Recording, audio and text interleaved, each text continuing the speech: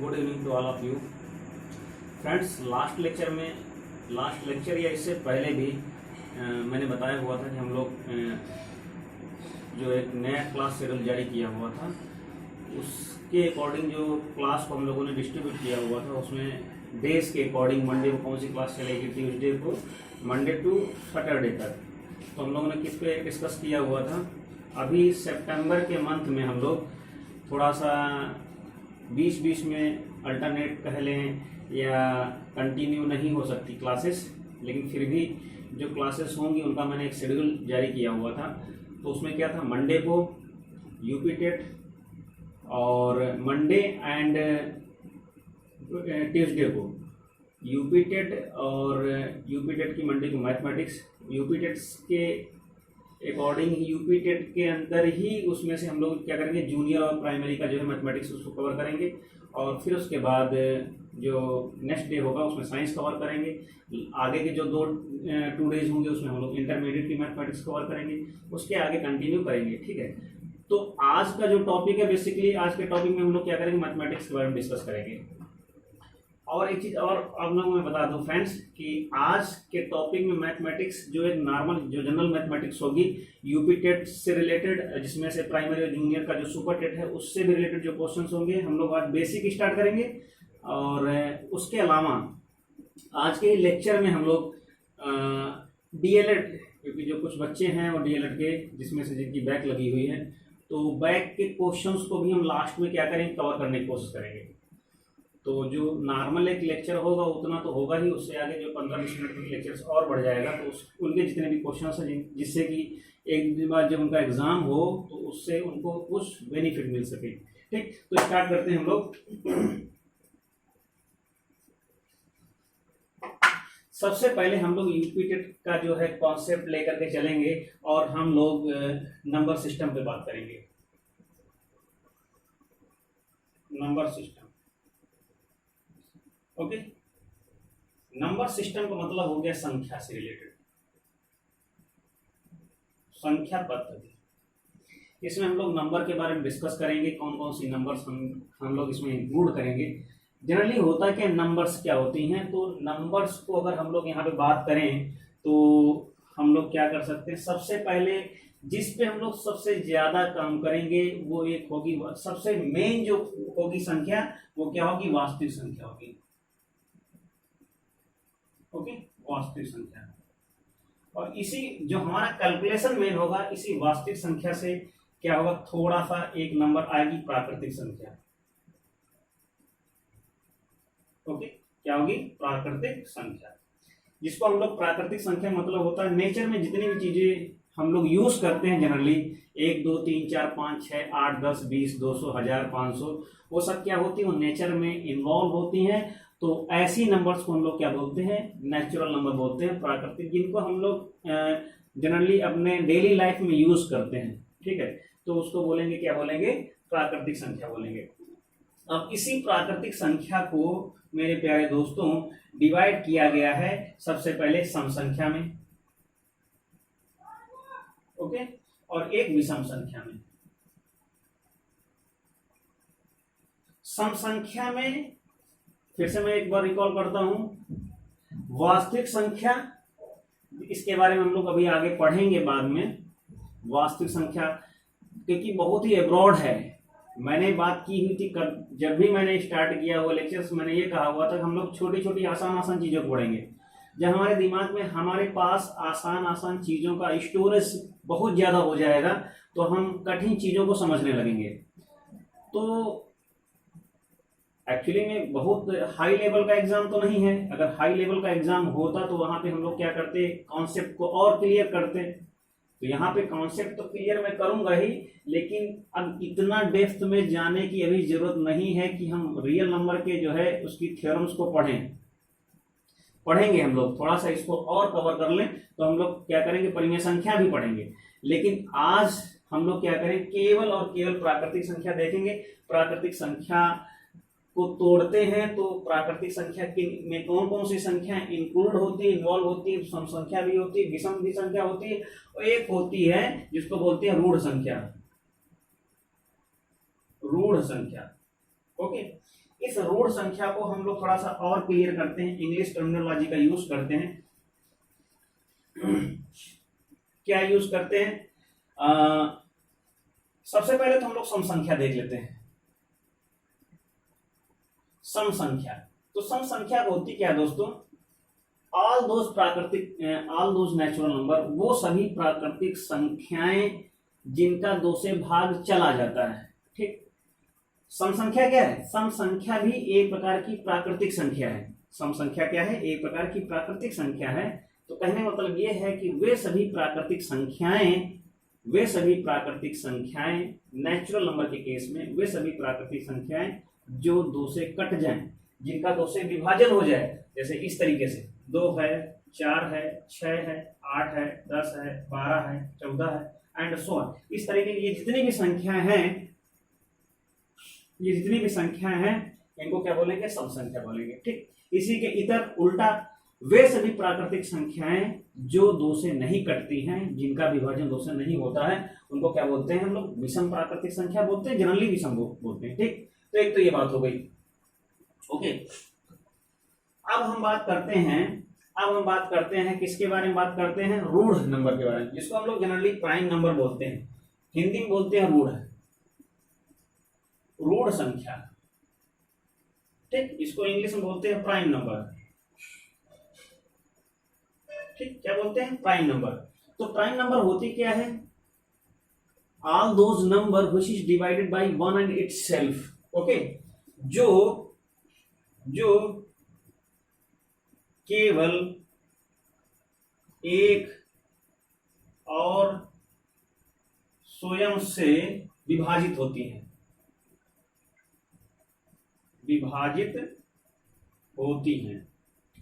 इस पॉइंट को, इस चीज को याद रखना।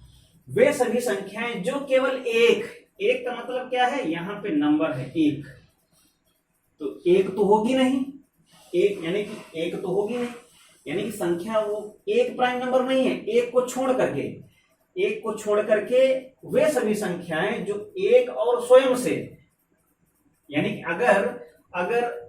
अगर कोई भी संख्या है, जैसे x है, ठीक, x है and x is not equal to 1, ठीक, x is not equal to 1, तो क्या हो जाए? वो 1 से और x से, इन दोनों से डिवाइड हो जाए, 1 से और x से दोनों से डिवाइड हो जाए, तो x को हम बोलेंगे prime number. That means x को कहेंगे हम लोग रूढ़ नंबर, या इसको ऐसे भी बोल सकते हैं, रूढ़ भी बोलते हैं, अभाज्य भी बोलते हैं। ठीक है, बात समझ में आई? तो ये चीजें हैं प्राइम नंबर के बारे में। कुछ रिजल्ट के बारे में डिस्कस कर लेते हैं हम लोग। अगर हमारे पास n नंबर्स हैं, n नेचुरल नंबर हैं, ठीक, तो यहां पे आप लोग नोट डाउन कर लीजिएगा। सम प्रथम n प्राकृतिक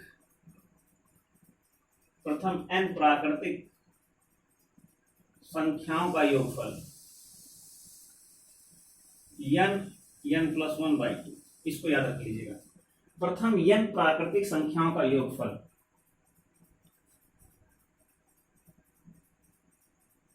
ओके, प्रथम n प्राकृतिक संख्याओं का योगफल ये हो जाएगा। अब दूसरा पॉइंट क्या है?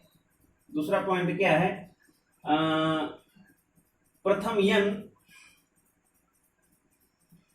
n सम प्राकृतिक संख्याओं का योगफल, सम प्राकृतिक संख्याओं का योगफल क्या हो जाएगा?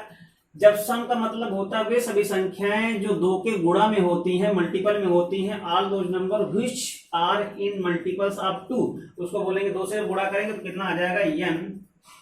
n+1। ये हो जाएगा क्या? सम प्राकृतिक। ओके, एक चीज और है लास्ट में, क्या है? प्रथम n विषम प्राकृतिक संख्याओं का योगफल। विषम का योगफल क्या होगा? n²। जितनी भी संख्याएं हैं उनका स्क्वायर कर देंगे तो क्या हो जाएगा? वहां से हमको ऑड नंबर का जितना भी होगा, जितनी भी ऑड नंबर्स होंगी, n ऑड नंबर्स होंगी, उनका क्या निकल आएगा? सम निकल आएगा। ठीक, ओके, हम लोग एक एक क्वेश्चन कर लेते हैं। जैसे एग्जाम्पल लेते हैं। एग्जाम्पल में क्या लेते हैं हम लोग, 1 से लेकर के 10 तक। 10 तक, ठीक। 1 से लेकर के 10 कंटिन्यू नंबर्स हैं।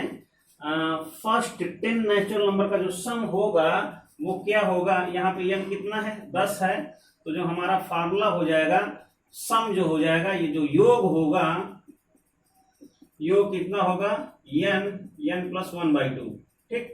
तो कितना हो जाएगा, n की जगह पे 10 और ये 10 प्लस 1/2, तो कितना आ जाएगा, 10 1 11/2, 2 पंचे 10, 11 पची 55, ये आ जाएगा सम, ठीक। समझ में आया। अब यहां पे अगर हम लोग विषम का अगर कॉन्सेप्ट यूज करें, अगर विषम का करें, प्रथम 10 सम पहले निकाल लेते हैं, सम संख्याओं का योगफल, ठीक। तो कितना हो जाएगा, n प्लस 1, ये हो जाएगा सम के लिए। तो 10 और 10 1 11, तो कितना हो जाएगा, 10 गुणित 11, तो कितना हो जाएगा, 110, ठीक। ये क्या है, सम आ जाएगा। और विषम अगर निकाले, विषम प्रथम 10 विषम संख्याओं का योगफल, तो कितना हो जाएगा, 10 स्क्वायर, हो जाएगा 100। ये है, इस तरीके से देख सकते हैं।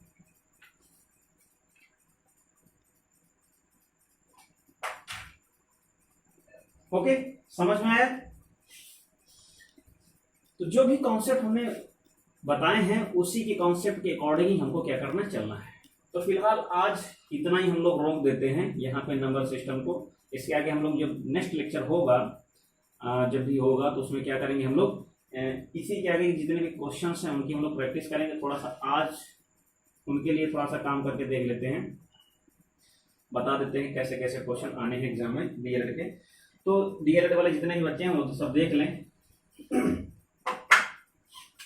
उनके जो टॉपिक थे, सबसे पहले तो गुणनखंड था। सबसे पहले उन्होंने क्या, हमने पूछा हुआ था, तो गुणनखंड के बारे में उन्होंने बताया कि गुणनखंड में प्रॉब्लम आ रही है, ठीक। एक तो ये टॉपिक हो गया।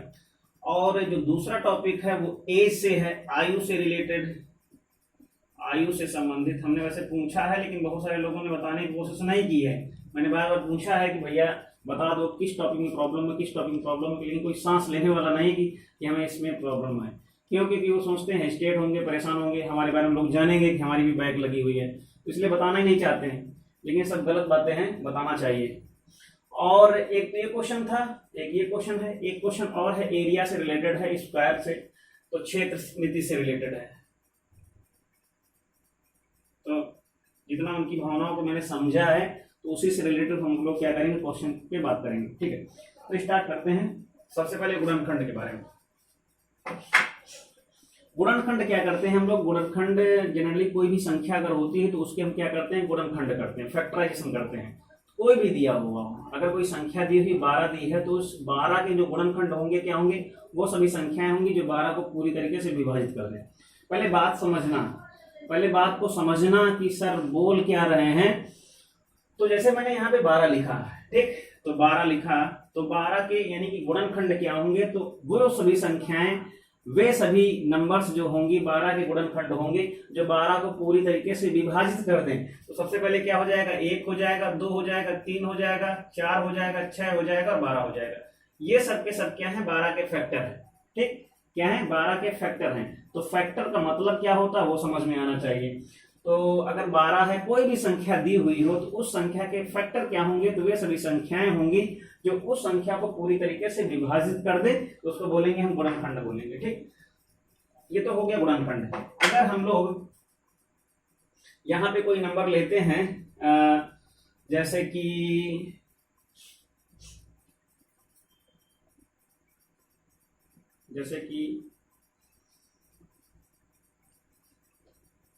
एक नंबर हम लोग यहाँ पे लिख ले रहे हैं, जिसे एक फैक्टर लिख रहे हैं, x²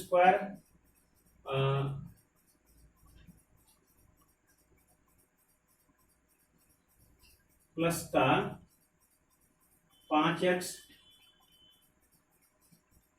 और ये प्लस का 6। ठीक, ये इसको समझना, इसको समझ, इसी से एक दो क्वेश्चन और करा देंगे।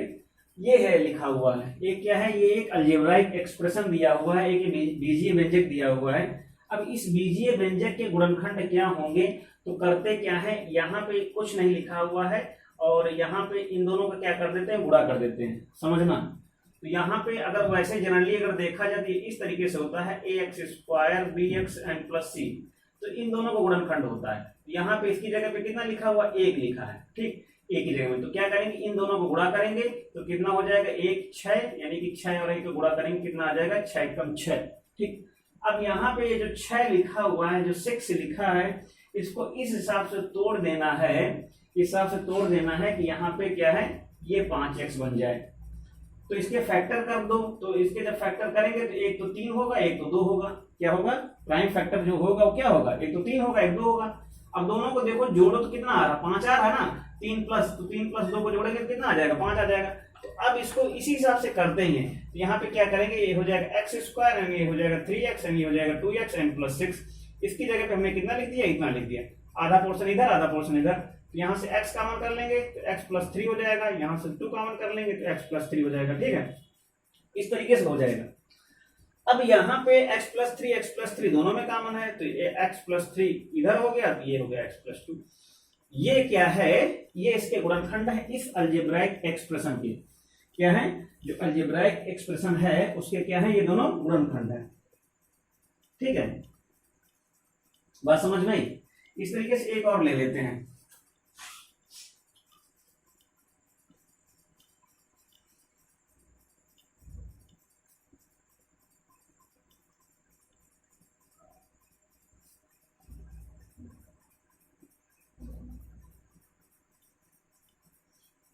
x²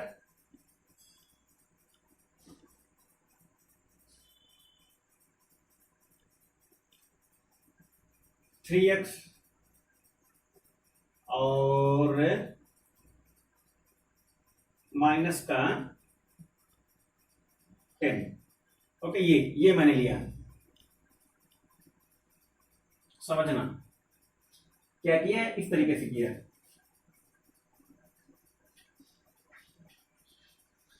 तो अब यहां पे अगर हम इसके गुणनखंड करेंगे तो यहां से कितना आ जाएगा, इसको लिख सकते हैं 5 दूनी 10। ठीक, 5 दूनी 10, यहां से कितना हो जाएगा, x² और प्लस का 5x माइनस का 2x माइनस का 10। ध्यान से देखना, हमने क्या लिखा, x² प्लस 3x माइनस 10। तो यहां से क्या करेंगे, यहां पे कितना लिखा है, 1 लिखा है। तो अब अगर इसका यहां पे क्या करेंगे, 1 इंटू माइनस 10 का गुणा करेंगे तो कितना आ जाएगा, माइनस 10, यानी गुणा करने से माइनस का 10 आना चाहिए। ठीक, और गुणा करने पे माइनस का 10 आना चाहिए। और यहां पे क्या करेंगे, दोनों को, यानी कि जो दो फैक्टर होंगे, अब यहाँ पे 10 है, 10 के दो फैक्टर क्या होंगे, एक 5 होगा, एक क्या होगा, 2 होगा, जनरली होगा ना। तो 5 और 2 को साथ साथ लिख दो। अब कौन सा निशान लगा दें जिससे कि माइनस का कितना आ जाए, प्लस का 3 आ जाए। तो प्लस का 3 आने के लिए क्या करेंगे, माइनस प्लस का 5 और माइनस का 2, तो कितना आएगा, 3 आ जाएगा, और आ जाएगा ना। और एक क्या है, इसका मतलब क्या है, 5 है और ये माइनस का 2 है, 5 है माइनस का 2, 5 और माइनस 2 का गुणा कितना आएगा, माइनस का 10 आएगा। 5 और 2 का गुणा करेंगे, 5 और माइनस 2 का गुणा करेंगे कितना आएगा, माइनस का 10 आ जाएगा। ये माइनस का 10 आ गया। अब 5 में 2 को घटाया तो कितना आया, 3 आया, वहीं आया। यानी कहने मतलब ये है, 5x में क्या किया हमने, 2x घटाया और ये जो बचा हुआ इसको रिमेनिंग हमने लिख दिया। अब इतने में कॉमन कर लो, इतने में कॉमन कर लो, तो कितना हो जाएगा, इतने में हम क्या करेंगे, x कॉमन कर लेंगे तो कितना हो जाएगा, x plus 5। Okay, minus 2 common कर लो, x प्लस 5, तो कितना आ जाएगा, x प्लस 5 और ये कितना हो जाएगा, x माइनस 2। तो ये इसका गुणनखंड हो जाएगा कितना, x plus 5 and x minus 2। ठीक, ये हो गया, इतनी चीजें, ये गुणनखंड का कॉन्सेप्ट क्लियर हो गया। ठीक, अब इसके बाद बात करते हैं हम लोग, इसके बारे में बात करते हैं एज से रिलेटेड। एज से रिलेटेड, अब एज से रिलेटेड में थोड़ी थोड़ी चीजों को बस समझ करके अपने दिमाग में रखना है। क्या समझ के रखना है, कि मान लेते हैं कि एक आदमी है, पर्सन है, एक क्या है, पुरुष है। ठीक, ये आदमी है, इसका एक पुत्र है। ठीक, समझना, इस आदमी की जो एज है, इसकी आयु, इसकी जो आयु है पुत्र की आयु से 4 गुनी है। क्या है? 4 गुनी है। मेरी बात ध्यान सुनना, एक आदमी है, मैंने ऐसे क्वेश्चन बनाया है समझाने के लिए। एक आदमी है, इसकी जो आयु है पुत्र की आयु की 4 गुनी है, तो यहाँ पे मानेंगे किसकी आयु? मानेंगे हम पुत्र की आयु। तो मान लेते हैं पुत्र की आयु कितनी है? पुत्र की आयु x है। ठीक, पुत्र की आयु कितनी है? x है। तो इसकी आयु कितनी हो जाएगी? आदमी की आयु कितनी हो जाएगी? 4x हो जाएगी। ठीक, कितनी हो जाएगी? 4x हो जाएगी। ठीक, अब ये कहता है कि 5 साल बाद 5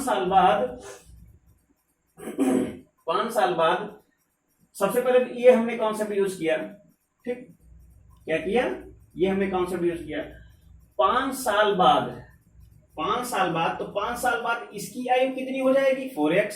इसकी कितनी हो जाएगी? 5 साल। अगर हम लोग 5 साल का अंतराल, 5 साल बाद, ये चीज याद रखना, जब बाद वाली बात होती है इसलिए नहीं 5 साल बाद, तो उसमें क्या होती है, जो भी उनकी प्रेजेंट एज है उसमें ऐड करते हैं। ठीक, तो 5 साल बाद ये कितना हो जाएगा? x + 5 हो जाएगा। ठीक, और ये कितना हो जाएगा? 4x + 5 हो जाएगा। ये 5 साल बाद पिता अपने पुत्र की आयु का 2 गुना हो जाता है। ठीक, 5 साल बाद पिता अपने पुत्र की आयु का 2 गुना हो जाता है। तो क्या करेंगे? 4x + 5 = 2 गुना किसका? जो 5 साल एज होगी, ये 5 साल, ये 5 साल। तो यहां से कितना हो जाएगा? ये हो जाएगा कितना? 4x + 5 = 2x and 10। इसको इधर ले आएंगे, इसको, तो कितना हो जाएगा? 4x - 2x, और ये इधर आ जाएगा 10 - 5। तो ये कितना हो जाएगा? यहां से 2x, ये हो जाएगा 5। तो यहां से x की जो वैल्यू आएगी प्यारे बच्चों, 5/2, यानी कि x कितना आ जाएगा? 2.5 साल। तो बच्चा है कितने साल का है? 2.5 साल का है। तो पिता कितना हो जाएगा? पिता कितना हो जाएगा? गुणा कर देंगे, तो कितना हो जाएगा? 2.5 चौको कितना हो जाएगा? 10 साल हो जाएगा। ठीक, तो इस तरीके से हम लोग कैलकुलेट कर सकते हैं। ठीक, ये एज से रिलेटेड क्वेश्चन है। ओके, अब थोड़ा सा एरिया से रिलेटेड क्वेश्चन को हम लोग क्या देख लेते हैं। सबसे पहले तो आप लोगों को सारे फॉर्मूले पता होने चाहिए कि आयत का क्षेत्रफल क्या होता है, वर्ग का क्षेत्रफल क्या होता है। मेन 2 ही हैं, एक वर्ग है और एक आयत है। ठीक, तो यहां से अगर हम लोग सबसे पहले अगर हम लोग आयत की बात करते हैं, तो आयत में होता क्या है, इस तरीके से साइड्स होती हैं, इसको लंबाई बोलते हैं, इसको चौड़ाई बोलते हैं। तो जो आयत का जो क्षेत्रफल होता है वो क्या होता है? लंबाई गुणित चौड़ाई होता है। इतनी चीज आनी चाहिए सबसे पहले। तो वर्ग की अगर बात करते हैं तो वर्ग में क्या होता है? सभी भुजाएं बराबर होती हैं। ये भी x है, ये भी x है, ये भी x है, ये भी x है। तो इसका जो क्षेत्रफल होता है क्या होता है? भुजा गुणित भुजा होता है। ठीक, तो इतना तो आप लोगों को पता ही है हमारे ख्याल से कि अगर कोई भी आयत दिया हुआ है तो उस आयत का क्षेत्रफल क्या होगा, और अगर कोई वृत्त दिया है, वर्ग दिया है, तो उस वर्ग का क्षेत्रफल क्या होगा। इतना तो आप लोगों को पता ही होना चाहिए ना। अब यहां पे जैसे मैं बात करूं कि अगर कोई आयत, एक तो मैं दोनों चीजें यहां से निकालने की कोशिश करूंगा। अगर कोई भी आयत दिया है, ठीक, इस आयत की लंबाई दी हुई है और यहां से क्या है? एक चौड़ाई दी हुई है। ठीक है, लंबाई दी है और चौड़ाई दी है। तो यहां से आयत का क्षेत्रफल कितना आएगा? लंबाई गुणित चौड़ाई, यानी कि 2 आ गया। ठीक, इसका परिमाप क्या होगा? इसको भी हम लोग देख लेते हैं। परिमाप क्या होगा? 2 ब्रैकेट लंबाई चौड़ाई 2, लंबाई कितनी है? 2, चौड़ाई 1, तो कितना हो गया? 3 दूनी 6। कितना आना चाहिए? ठीक, इतना आना चाहिए। अब क्या है, इसके आगे की हम बात करते हैं। इसके आगे की बात करते हैं कि अगर, मेरी बात ध्यान सुनना, अगर ये कोई आयताकार खेत है या पार्क है, इस आयताकार और इसकी लंबाई दी है 3 और चौड़ाई दी है 2। ठीक, लंबाई दी है 3, चौड़ाई दी है 2। अब इसके चारों ओर, क्या समझ में आया, इसके चारों ओर यहां यहां यहां यहां क्या करना है, एक रास्ता बिछाना है, जैसा किसी ने पूछा हुआ था। ठीक है, चारों ओर कितना, 0.5 मीटर का, यानी ये भी 0.5 है, ये भी 0.5 है, ये भी 0.5 है, ये भी 0.5 है चौड़ाई। ठीक, तो मेरी बात ध्यान सुनना, रास्ता बिछाना है, उस रास्ता बिछाने में, यानी रास्ता बिछाने का खर्च कितना होगा या रास्ते का क्षेत्रफल कितना होगा। देखो क्या क्या पूछा जा सकता है। अगर कोई आयताकार पार्क है, उसकी लंबाई चौड़ाई दी हुई है, उसके चारों ओर एक क्या करना है, कुछ चौड़ाई का एक रास्ता बनाना है, तो रास्ते का क्षेत्रफल पूछा जा सकता है और उस रास्ते का खर्चा पूछा जा सकता है। तो वहां पे खर्चा क्या है, दिया हुआ होगा कितने रुपए के हिसाब से इतना रेट है, तो खर्चा कितना आएगा। तो सबसे पहले हम लोग क्षेत्रफल निकालें। क्षेत्रफल निकालने के लिए क्या करेंगे, हमको सबसे पहले बाहरी भुजाओं का निर्माण करना होगा। ठीक, बाहरी भुजाएं कैसे बन करके आएंगी, हमारे पास ये कितना है, यहां से यहां तक 3 है। अब जब 3 है तो इधर से 0.5, इधर से 0.5, 0.5 इधर से, 0.5 इधर से, जब जुड़ेगा 0.5 कितना हो जाएगा प्यारे बच्चों, 1 हो जाएगा। तो यहां से 1 का मतलब ये हुआ, 3 में 1 जोड़ देंगे तो टोटल कितना हो जाएगा, यहां से यहां तक 4 हो जाएगा। ठीक है, वैसे ही हम लोग चौड़ाई में देखेंगे, इधर 0.5 इधर 0.5 तो कितना हो जाएगा, 2 1 3 हो जाएगा। ठीक, ये हो जाएगा। अब हमको रास्ते का क्षेत्रफल निकालना है। बाहर लंबाइयां हो गई 3 और 4, अंदर है कितनी, 2 और 3। तो सबसे पहले क्या करेंगे, जो रास्ते का जो क्षेत्रफल आएगा कितना आ जाएगा, बाहर वाली जो भुजाएं हैं माइनस और अंदर कितनी है घटा देंगे, तो कितना हो जाएगा, 4 3 12 और 3 दूनी 6, तो कितना आ जाएगा 6 मीटर। मीटर है, मीटर स्क्वायर हो जाएगा। ये क्या हो जाएंगे, 6 मीटर स्क्वायर क्या है, क्षेत्रफल आ जाएगा रास्ते का। बात समझ में आई। अब अगर रुपया दिया हुआ है कि 2 रुपया 10 रुपया, तो उससे क्या कर देंगे हम लोग, गुणा कर देंगे, तो उसका जो है उसकी लागत आ जाएगी। बिल्कुल ऐसे ही क्या करेंगे हम लोग, वर्ग में करेंगे, जैसा क्वेश्चन पूछा था बिल्कुल ऐसे करेंगे, जोड़ देंगे, ऐसे जोड़ देंगे, आंसर आ जाएगा। ठीक, तो आई होप आप लोग क्वेश्चन समझ में आए होंगे। मैंने बहुत सारे लोगों से पूछा था कौन कौन सा टॉपिक पे प्रॉब्लम है, कई बार पूछा लेकिन लोगों ने नहीं बताया, फिर भी मैंने अपनी तरफ से एक वीडियो बनाया है, आप लोग इसको देख लीजिएगा। अगर किसी भी टॉपिक में और भी प्रॉब्लम कोई हो तो आप लोग बताइएगा, हम फिर से एक वीडियोस बनाएंगे। और किसी भी चीज़ में अगर कोई प्रॉब्लम हो तो आप लोग जरूर जो है कमेंट बॉक्स में लिखिएगा। तो आई होप आप लोग जो है जो स्टार्टिंग का नंबर सिस्टम का जो लेक्चर्स था वो भी समझ में आया होगा। उससे रिलेटेड जो क्वेश्चंस होंगे हम लोग आगे के टॉपिक में जो आगे के जो लेक्चर्स होंगे, नेक्स्ट लेक्चर्स होंगे, उसमें हम लोग डिस्कस करेंगे। और कल साइंस चलेगा और उसके लिए आप लोग रेडी रहिएगा, UP TET primary super TET junior both के लिए। और आई होप आप लोग चैनल को सब्सक्राइब करेंगे, वीडियोस को लाइक करेंगे। Thank you, take care.